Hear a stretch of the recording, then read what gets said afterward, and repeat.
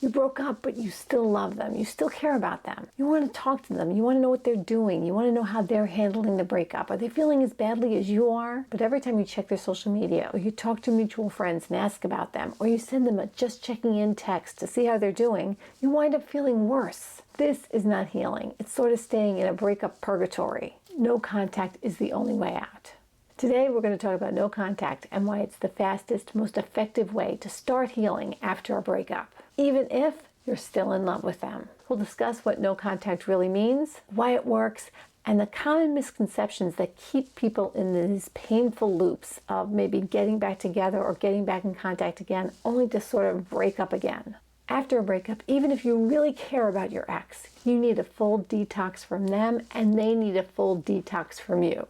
If you're walking by places that you think they might be, you have to ask yourself, am I hoping to run into them? If you're doing that, you're not in no contact. You see, every little interaction with your ex can give you a dopamine rush. It can also inflame toxic hope and keep you hooked to a relationship that wasn't working. And that's not love, that's a person addiction. You want to put yourself in a position where you're healing, where you're moving past this relationship, where you're open to new adventures, meeting new people. You might not be dating right away, but you want to leave a relationship that wasn't working in the rearview mirror. Okay, so what no contact really means.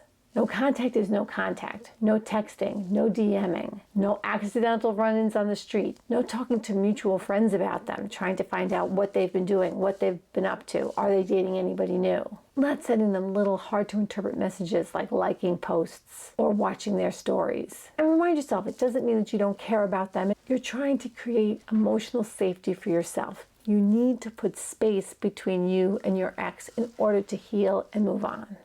And if you were the person that ended the relationship, you don't want them to cling to false hope that you're going to want to reconcile. So you can't like their posts. You can't watch their stories. There needs to be space for healing.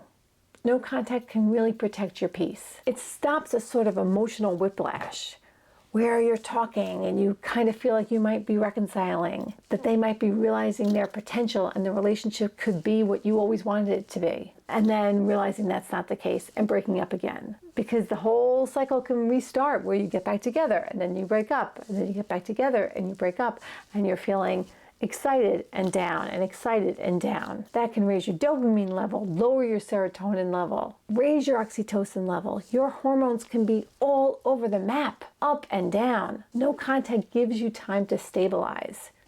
Your brain and your body will get a break. No contact can give you the space and the clarity for actual healing. Yeah, you will grieve. Yes, you will feel sad. You'll go through anger, denial, bargaining, depression. But at the end of that, you'll see real personal growth. You will evolve as a person. If you keep engaging in a relationship that's not working, you're just going to see emotional reactivity. You'll keep clinging to something that's not working rather than moving forward, evolving, and finding something right for you. Okay, here's my favorite, the common myths that keep us hooked, that keep us from really entering into no contact. Because going into no contact is really hard, and many people try to avoid it. So the number one is, we can still be friends.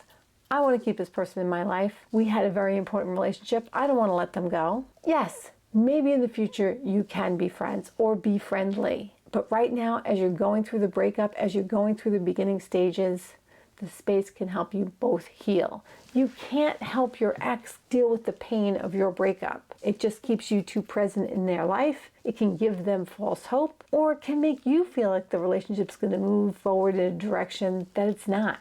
Give them the space to move through the breakup, and take the space for yourself too. That's where real growth happens. Another idea that gets in the way of no contact is needing closure. I've had many clients say to me, I can't go no contact with my ex. I need closure. We need to have a closure conversation. But often a closure conversation is one person wanting answers as to how the couple wound up here, how this could have been avoided, because secretly they're hoping that if they made some changes, the breakup wouldn't happen. And the other party can't always give them the answers they need. The relationship just didn't work out. So one side might be coming to the table with many, many questions, and even if the closure conversation happens and the questions are answered, they go home and they think about about it and they come up with other questions, and then they want to have another conversation, because what they really want is they want something to be said that is going to make them feel better, that's going to help them to heal faster, that's going to calm them. And the best thing for that, the best thing to calm you, to help you to move through the breakup, is no contact. Continually meeting up with your ex for a closure conversation keeps the two of you attached. The closure conversation can often reopen old wounds. You can get closure on your own with a trusted friend, with a trusted family member, or with a therapist. And the last one I'll mention is the idea that to enter into no contact means you're being selfish or mean or rude or cruel. Taking space after a breakup, guarding your emotional and mental health, isn't selfish. It's self-care. After you break up with someone, it's appropriate to take space so you can process what happened and come out in a better place. It's not mean to set up boundaries. It's not mean to tell your ex you have to take a break from communication. No contact isn't about punishing the other party. It isn't about sitting around and waiting for your ex to come back. I see that all over, where people ask, how long do I have to be in no contact before they'll come back? Sometimes that does happen. Sometimes the couple does reconcile. But most of the time, the relationship ends, either when they have their initial breakup and go through no contact, or if the ex comes back. The majority of the time, not all the time, the relationship then eventually does end. Not all the time. Someone will tell me in the comments, not in my case. And yes, not all the time. But even in those cases, it's good to take the time and for you to process where you're at, not focus on them, not focus on, oh, when are we going to get back together? Are they going to pursue me?